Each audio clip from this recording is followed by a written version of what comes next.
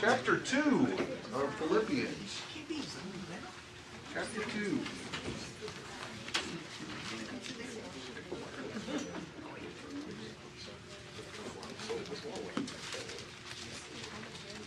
Thank you for braving the brutal winter conditions in the Bible class. Let's pray together. We are so grateful, Father, that we have this time to be in this comfortable place and to think about this great letter you have preserved for us. May we understand what you were trying to say and see its relevance to the things that we're trying to do for you in this place. In Jesus' name, amen. Amen. Would this be a good time to remind us that we are reading a letter, actually somebody else's mail, to be honest, Paul's letter to his good friends at Philippi? I thought about that because we kind of been going through these segments, and I think that's one of the things we do sometimes that causes us to chop up these letters into these digestible bites and miss the whole picture. So can I just go back briefly and remind you at least where we are, where we've come from a little bit. Remember that we really kind of got into the meat of this with chapter 1 and verse 27, where we had the table of contents laid out for us. And said really it appears from what Paul says at the end of 1, kind of two main things he's working on at Philippi. There's an internal issue and an external problem that he wants to address with them. And so in chapter 2, he starts working on this internal conflict that they're having. And he does that in two ways. In the first 4 verses, he talks about these attitudes that we need to get along with each other. If you look back to chapter 1 and verse 27, remember he said that I want to hear that you're standing firm in one spirit with one mind, striving together for the faith of the gospel. That's sort of an upbeat way of saying, I don't want y'all to be fussing with each other. I want y'all to get along, do this work together. And then what he does in 1 through 4 is he talks about the character, the disposition necessary to pull that off. Because to be unified is really about who you are, about your character. And then the next thing he will do is what? Can you answer that question? That's what we did last week. Don't break my heart. Talking about the servant attitude. Yeah, but what does he do to talk about the servant attitude? Compares to Christ. Yeah, okay, so thank you. You didn't break my heart tonight. In 5 through 11, he points to Jesus, right? And he says, Jesus is the example of what I want you to be and how I want you to think. Have this attitude in you, he says in verse 5, which was also in Christ Jesus. And he didn't just pick Jesus generally. He focuses on one specific thing Jesus did. What is it? What's 5 through 11 about? His death. Yeah, it's about his sacrificial death on the cross. See, I really think he's hitting them hard here. Because he didn't just say, y'all need to be like Jesus. He's saying, y'all need to imitate Jesus in the most important thing that anyone ever did for humanity. Jesus did this for you. So you need to do this for each other, right? Don't lose sight of the fact, though, that he's working on this unity thing that they need, this problem that's dividing them. So he's introduced it, and he's told them what the characters they need to have.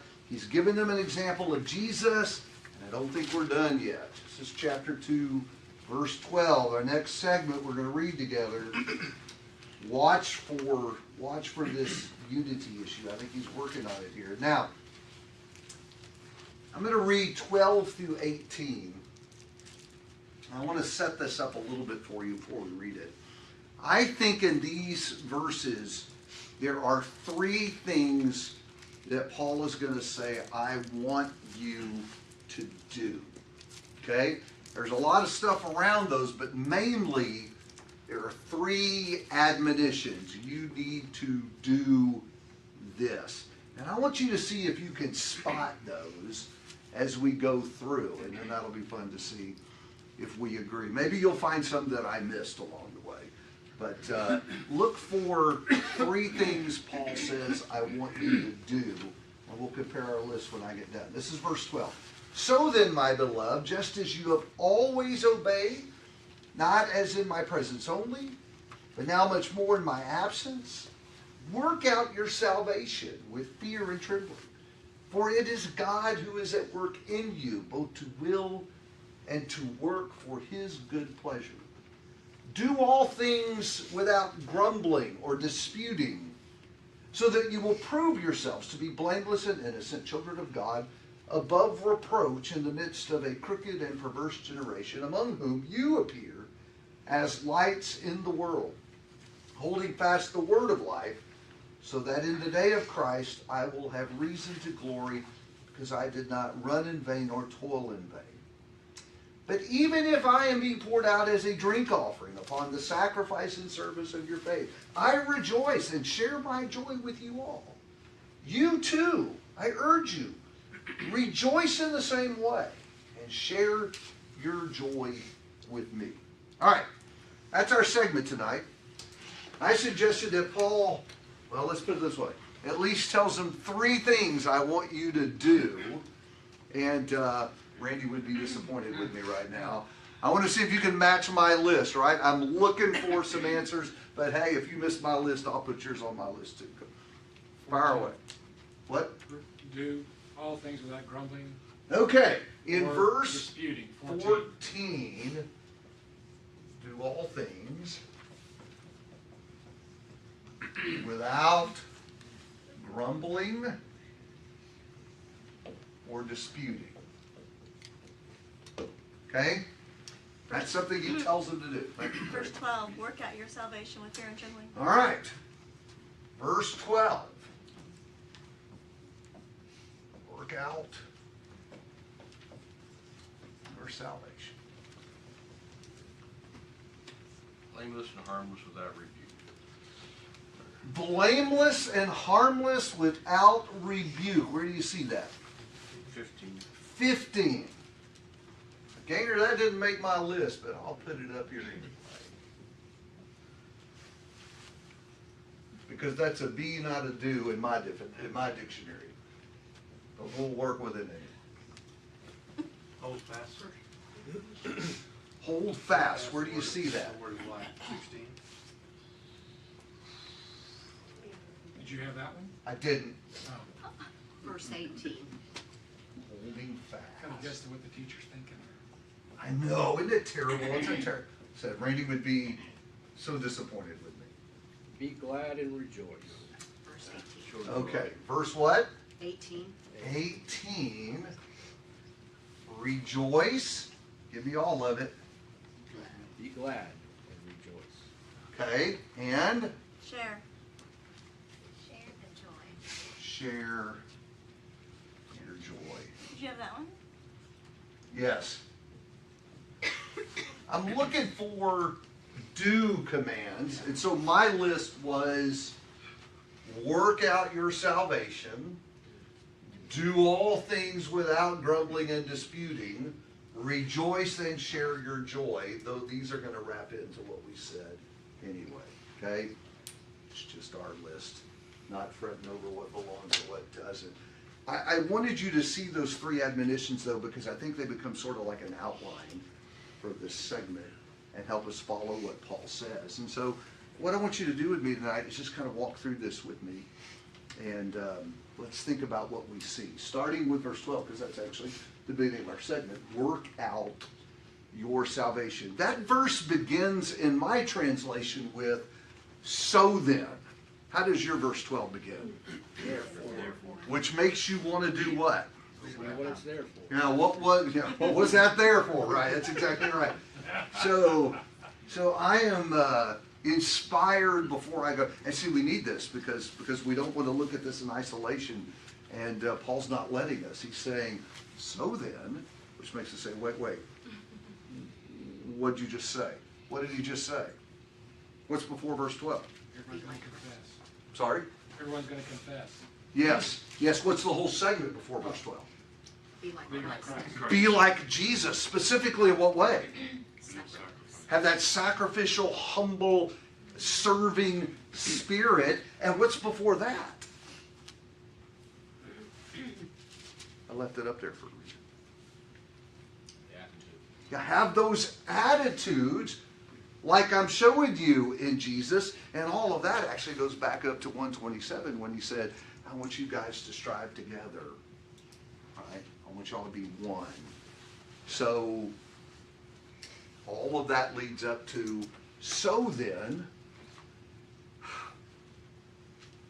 I'm kind of struck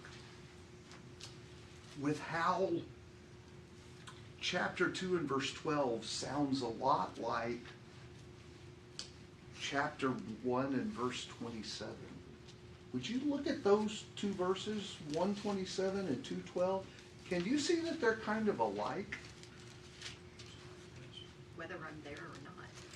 Twice he talks about this present and absent, right? So whether I'm with you or not, I want to hear that you're striving together. And so he gets to 12 and he says the same thing. As you've always obeyed, not only in my presence, but also in my absence. That leads up to that. The other thing that I think is going on, if you look back to 127, remember he started out with, conduct yourself in a manner worthy of the gospel of Christ, which I think was the big idea, right? That's the big idea. You guys need to be like Jesus, right? And he's heading somewhere with that. Specifically, I want y'all to be united. I want y'all to love each other and be one, right?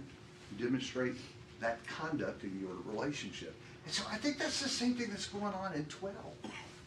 The big idea is work out your salvation. And then when he gets down to 14, he's going to do something specifics like that. It's kind of like when you say to your kids, you guys behave yourself. And what I mean is, don't touch him again. Quit talking mean to each other. Don't get his stuff. You see, the big idea is behave. The detail is the list, right? And I think that's what Paul is doing here. The big idea is walk in a manner worthy of the gospel. And now he comes back to it again. Work out your own salvation. What does that mean to y'all, that language? Because I think that's probably some of the most familiar language in the book. It's one of the memorable phrases from Philippians. Work out your salvation.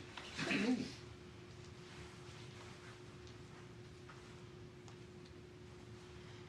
Yes, sir.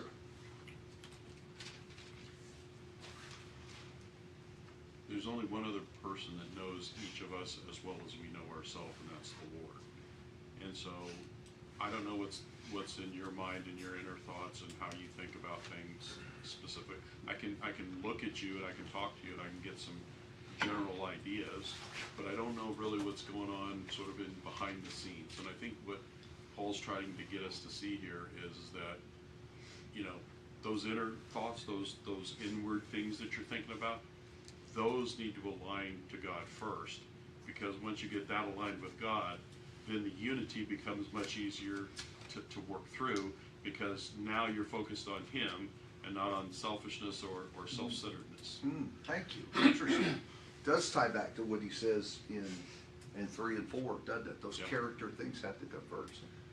Work out your salvation. Anyone else want to weigh in on that? What do you think that means? I think he wants you to think about what it means to have salvation and what they've been saved from and saved to do. Ooh, which one? Both. Well, saved to do is curious to me, because doesn't verse 13 seem to lock in well with that idea of saved to do something with you? Because he says, for it is God who is at work in you both to will and to work to his good pleasure. So it sounds like God is currently doing something with me. Interesting. Yes, sir. Thing that comes to mind is that it's not a here it is. It's just, you know, you got it. You got to do something with that. So it's an action on your part assure your salvation. So it's not, again, it's not just a grace thing or just a mercy thing. It's all of that plus you doing something. I wondered, Anthony, if there aren't two ways to see salvation. Follow this, and y'all push back if you think I've got this wrong. But there is an initial moment where we are saved, right? When I am immersed, I die in the watery grave, and I'm raised to a new life. And at that moment, I can say, I'm saved, right? But there's a second way to look at salvation where all of that really culminates ultimately at the end with what? With what? With God. Thinking time, though. Death. With death? Well, I was thinking, judgment. I was thinking more positively that Oh. with heaven, right? Isn't it also true that ultimately our salvation reaches its end when we're at home with God with heaven? Y'all buy that too? What's happening in the middle between the moment and when we're with Him in heaven? What's happening? The work. You have work to do. We're working out our salvation. As verse 13 tells us, He's continuing to work on us. Jesus would describe it as a road we travel, not a resort we vacation in. We're traveling a narrow way that leads to life. We're constantly in this process of growing and maturing and being molded in the image of His Son, which again, if you look at verse 13, for it is a God who is at work with you, in you. God is continuing to make us who He wants us to be, right? And so when He says work out your salvation, I think that's the idea. To see yourself as an unfinished project that God's still working on. I think that's the big idea. And I think once He sells them on that, then He's going to hit them with some specifics, right? What do you think He's going to tell them? What are the specifics going to be? Don't grumble. Yeah. Specifically, God needs to do some molding on your grumbling and disputing issues that you're having, right? But that's all part of letting Him work and make us into who He wants us to be. Now think about that and remember that at the very beginning of the letter, Paul said to him in verse 121, for to me, remember it? What's the rest of it? To live is Christ. And to die is gain. You see it? So it's that in-between part between initial salvation and the culmination of our salvation. That God is forming us and making us into who He wants us to be. I almost missed this, and I was looking back at this today. I thought, we ought to at least comment on fear and trembling. Yeah. I was going to ask you. Jump about on it. Yeah, go that. I was ahead. going to ask you about that. Do it with fear and trembling. It's a I view healthy that respect. as there's risk. And so I need more. Tell me what you're thinking when you say that. You need to live as Christ or else. I hate to say that. No. Because That should be the goal. I think what he's saying is, and by the way, if you don't let God continue to do His work, yeah, there are consequences. By the way, it never dawned on me that this is a great passage to argue against once saved, always saved. Because what he's saying is if you don't let God finish this process that He's involved in with you, then you need to be afraid, right? And so it's almost like he twinges this positive admonition and he drops this little warning in there too. Like you said, or else. Exactly right. Yes, Brent. I was going to put it a little bit differently. I kind of look at that as a healthy respect. It kind of means the same thing that Craig was talking about. But I think it takes it a little bit further. Not only should I be fearful that God would destroy me if I did do it, but I need to respect His authority and His power and His sovereignty, because that leads me again to where I need to be as a servant of God. Yep, that's exactly right. Let me leave you with this thought. Oh, listen, you're gonna have to holler at me Okay, I'll because, throw a racer. because you're in the wrong spot. No peripheral vision back there. Go Well, ahead. Christ said in the parable of the talents, he said, this is what my kingdom is like. You're gonna be responsible for your talents, so, what Yeah, you're given. what you're given, that's exactly right. Let me ask you to ponder this. And wrestle with this as a takeaway from class. Am I letting God finish with me? I think sometimes we end up being spiritual adolescents.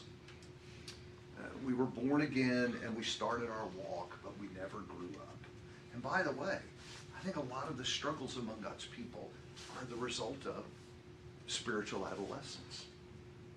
We never matured in forming ourselves like Christ, which is why we struggle to get along with each other.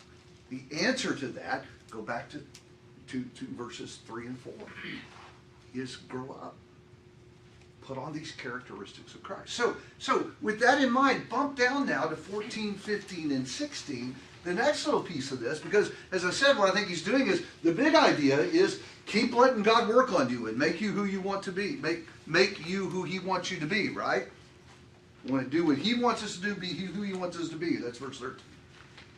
But then in 14, I think he gets to his point, which is, Don't grumble or dispute. yeah. How come I keep thinking Yodia and Syntyche when I read that? Right? Because they're coming in 4. We know that because we've already read the letter all the way through. That's coming. There's some kind of a problem in this church here. And I have to tell you, I think until I really gave some time to read the book carefully, I don't know, I appreciate how big the problem was. And I think evidently it wasn't a little thing. I think it's a big thing that's hampering the congregation. Because they started out good, obviously. Yes. It wasn't, something built up to that. So they started out good. And there's a part of me that says, I kind of want to know some more about what the feud was. I don't know, maybe that's a bad impulse to me. It sounds like a gossip impulse coming out of me. But I'm kind of curious as to what was going on with these two sisters. And so I think what he's saying is, and especially the grumble part. Maybe there's some gossiping going on, or they're kind of griping to each other. The disputing, I get. I'm curious about that one. But that seems to me where he's going. Y'all got to quit fussing with each other, right? Or does he? Yes, sir.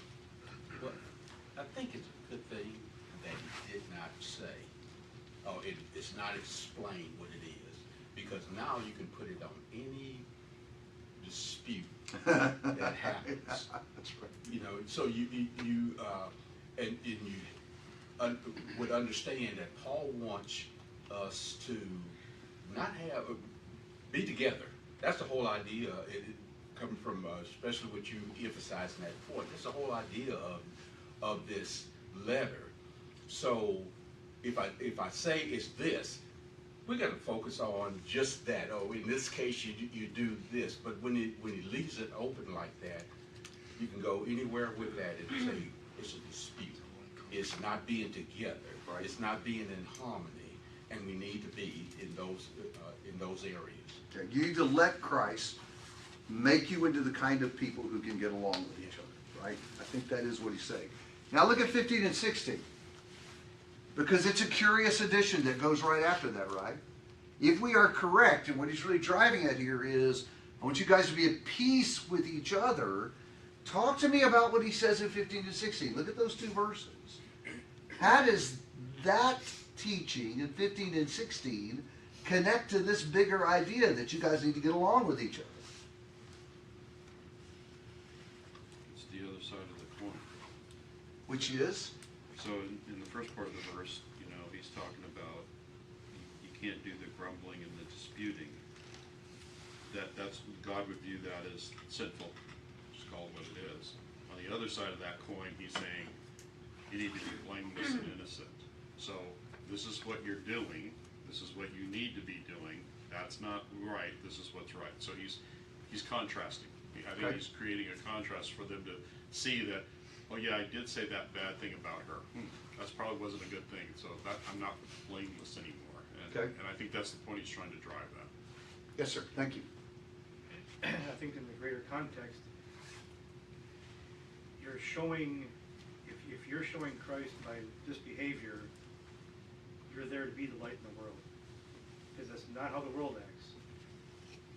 So I'm wondering, because remember, if we went back to chapter 1, Paul has had a lot to say about mission, right? Remember, we looked at his summary of his circumstances, and it was all about mission. And now I wonder if he was setting them up to say this to them. You know, your feuding and your fussing is impeding the mission. You need to be a light to the world, but you actually look like the world in your behavior toward each other, which is distracting you from the mission. But frankly, people from the outside looking in are not going to see Christ in you. So I almost wonder, this was my speculation about 15 and 16, he's talking about the broader impact of their behavior beyond Yodi and Syntyche and people in the church who are discouraged by that. He's talking about the whole mission. You know, we're supposed to be holding fast the word of life. Paul says, I don't want to have wasted my effort on you. But that would be the consequence if they let themselves get consumed with this grumbling. He wrote that to the Galatians. Y'all remember that in Galatians 5? If you bite and devour one another, take care lest you be consumed by each other, and thus destroying the work that Paul had done there.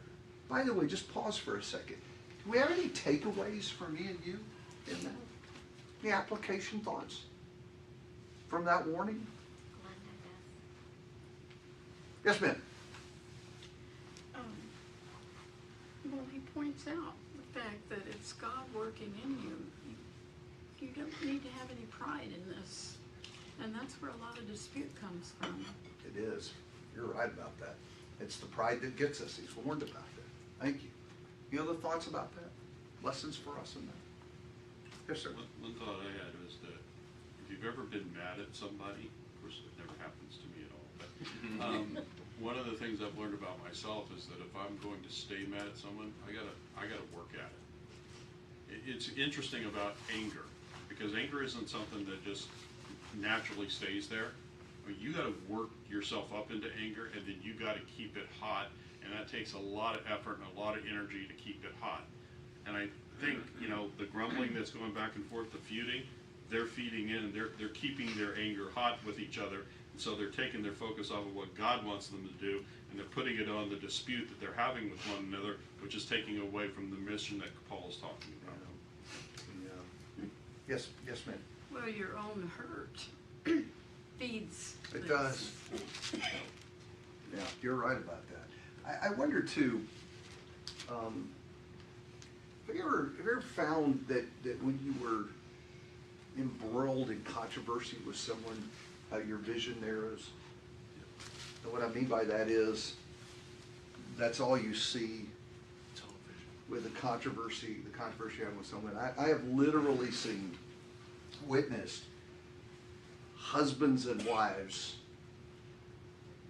completely lose their vision because they are consumed with the battle they're having with each other and don't realize that their children are standing there watching and listening. And we get that tunnel vision on this issue and sometimes don't appreciate the collateral damage. And I can't help but wonder if that's what Paul is doing in 15 and 16, is saying, you know, it's not just these two sisters. It's a church family. And it's the world we're trying to reach, all of which is being impacted by this.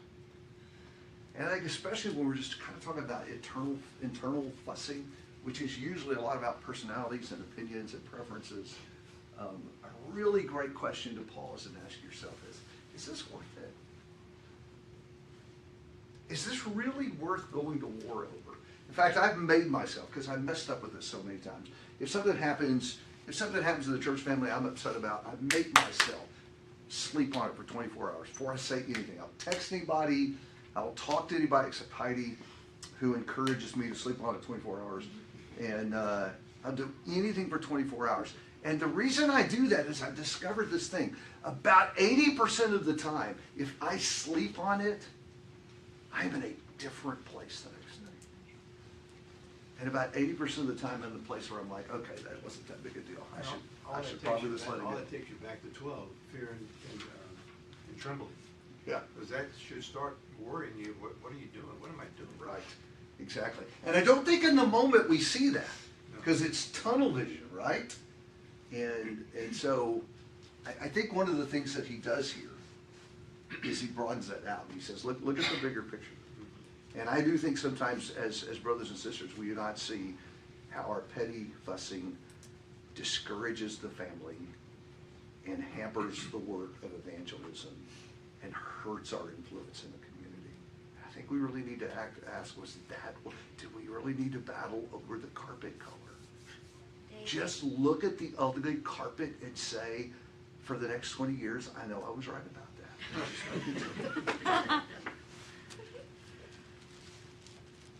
And then we come on Sunday morning and we can't partake of the Lord's Supper. Mm. If I have something in my heart that has not been taken care of, I cannot partake of the Lord's Supper. There ought to, I have had to settle things before. yeah, there ought to at least be some friction there for us, right? Some discomfort. All right, last thing, 17 and 18. Share your joy with me. I had some difficulty, especially with 17. And I don't think it's that the text is unclear. It's just I see some possibilities, and I'll just confess, at the teaching of this class, I wasn't quite settled with what I decided about verse 17. But let me invite you to do this. Do you see the word joy in 17 and 18? Sure. Yeah. In fact, if we count rejoice, Right. 4 times in 2 verses. So whose joy does he talk about in 17? His joy. Now, I'm not quite sure I was putting that together. That's where my question is. Part of me wonders if what he's saying in 17 is, I want you guys to remember that I'm in a big mess right now. Like, literally, where is he? In prison, right? I'm in a big mess right now, and I am rejoicing.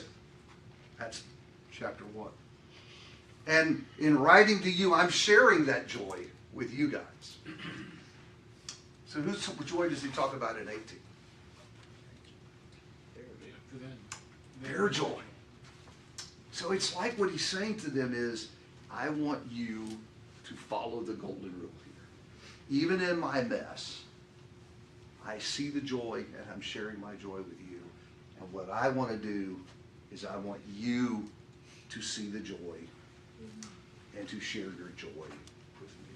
David, Yes, ma'am. I keep going back to how they first met, or some of these people first met him, you know, in prison, and he's singing, and, you know, they know he's been there before, and they're probably remembering. Yeah. Yeah, and it's interesting to me, if I could add on to your answer, that he leverages that relationship in this letter again and again and again. I want you guys to think about me. Think about how you feel about me. And you do for me what I'm doing for you, right? I think he uses it to get them to be. Could it also be, it's kind of a words of encouragement? Don't let what's happening to me discourage you. Carry on. Well, yes, yeah, that is exactly right. That's exactly right. I think he wants them to carry on, Charles, in the midst of their adversity and to be, can we even do this? Be joyous in their mess? Wow, that's a tough one, huh? So let me offer a takeaway for us to kick around before we're done. We've just got a few minutes left. I wanted to ask you one other thing to think about as you go away from class, to consider the capacity you have to give joy to other people. It's interesting to me that there can be a temptation to talk about that in the opposite way, in the negative way, right? Remember that you can be a big discouragement to other people. But Paul keeps taking the high road here, and he doesn't leverage the negative, he leverages the positive. That's what he does in 17 and 18. Hey, I've given you joy, you guys give me joy. I want to hear that you're doing good. He's asking them for that. And so I'm going to do the same thing Paul does. I'm going to invite you to consider the opportunities that we have to give other people joy. And I wonder if we think about that very much. I will say to you that every one of you is impacting someone, people you don't realize you're impacting, and that impact gives you the opportunity to give them joy. Just a couple of examples of that. I'm encouraged that some people are here. And I'm especially encouraged by people who are going through adversity. And they're here. And I have to tell you that I've had some compliments paid to me that I'm sure the person who said it, it was just a kind word being exchanged, but I've carried it for years. I am influenced today by compliments I was given years ago.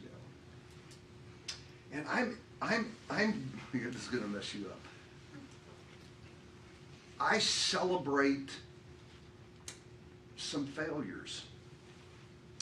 I find joy in some failures, and particularly by failures managed courageously. I have a good friend years ago that cheated on his wife with a man years ago. He was a deacon. It was a scandal. It was followed by an ugly divorce. And this guy's life was destroyed, his fault. And that was decades ago. And you know what he's done? Man, this guy's just kept on serving the Lord. Knows he's going to be single the rest of his life. He's accepted that. Got busy raising his kids. He was a beautiful song leader, and at one point we tried to reintroduce him, and some people got real upset about that. You know what he said? I don't want to enter you guys worship. Don't put me on the list.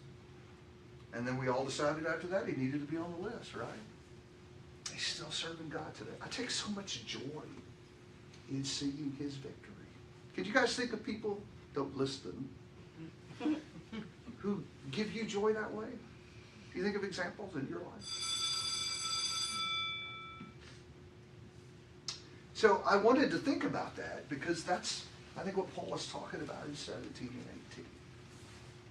I invite you to consider your capacity to give joy to somebody else. And it may not even be someone you realize. You won't know all the people that you touch and give joy to all the time.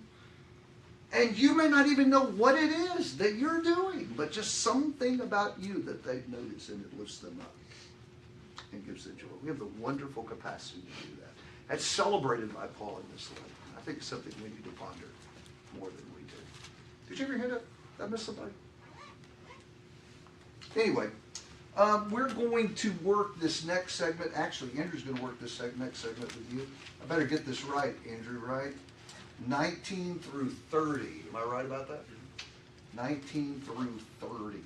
And that will finish up this section on getting along with each other. And we're going to move on and talk about some of this doctrinal controversy. Any questions or comments about the rest of that?